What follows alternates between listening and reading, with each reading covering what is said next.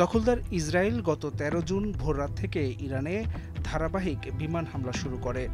তাদের হামলার মূল লক্ষ্য ছিল নেতানজে ও ইস্পাহানে অবস্থিত ইরানের মূল পরমাণু কেন্দ্র।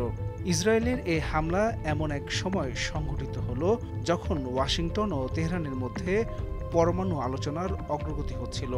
তবে ইরান বরাবরের মতোই দাবি করে আসছে যে তাদের পারমাণবিক কর্মসূচি শান্তিপূর্ণ এবং বেসামরিক উদ্দেশ্যে। পৃথিবীর ইতিহাসে কার্যক্রম চলমান থাকা পরমাণু স্থাপনায় হামলার ঘটনা বিরল। তবে নির্মাণাধীন অবস্থায় বেশ কয়েকবার বিভিন্ন স্থাপনায় হামলা হয়েছে। ১৯৮০ সালে ইরান ইরাক যুদ্ধের সময় ইরানের অপারেশন স্কর্চ সোড ইরাকের অসমাপ্ত ওসিরাক চুল্লিতে হামলা চালায়। ১৯৮১ সালে ইসরায়েল অপারেশন অপেরা চালিয়ে ফ্রান্স নির্মিত সেই চুল্লি ধ্বংস করে দেয়। ১৯৯১ সালে মার্কিন অপারেশন ডেজার্ট স্টর্ম ইরাকের তুয়াইথা পারমাণবিক গবেষণা কেন্দ্র লক্ষ্য করে হামলা চালায়। ২০০৭ সালে ইসরায়েল সিরিয়ায় উত্তর কোরিয়ার সহায়তায় নির্মাণাধীন চুল্লি ধ্বংস করে অপারেশন আউটসাইড দ্য বক্স অভিযান চালায়। অপরদিকে রাজনৈতিক উদ্দেশ্যে বেসামরিক বিদ্যুৎ কেন্দ্রেও হামলার নজির আছে।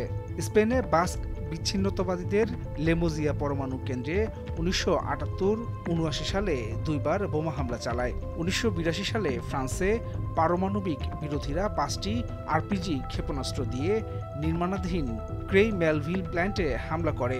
একই বছর এএনসি দক্ষিণ আফ্রিকায় কেপটাউনের কুবার্গ পারমাণবিক কেন্দ্রে ৪টি বোমা বিস্ফোরণ ঘটায়।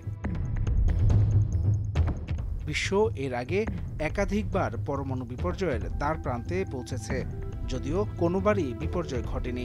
২০২৫ সালের মে মাসে ভারত পাকিস্তান সামরিক উত্তেজনার সময় ভারত তার ব্রহ্মস ক্ষেপণাস্ত্র ছোড়ে, যা পরে বেসামরিক ছিল বলে প্রমাণিত হয়। তবে উভয় পক্ষই পারমাণবিক অস্ত্রে সজ্জিত হওয়ায় এটি ছিল এক বিপজ্জনক পরিস্থিতি। এর আগে ২০২২ সালের মার্চে ইউক্রেনের জাপোরিজিয়া পারমাণবিক কেন্দ্র দখলে নেয় রাশিয়া।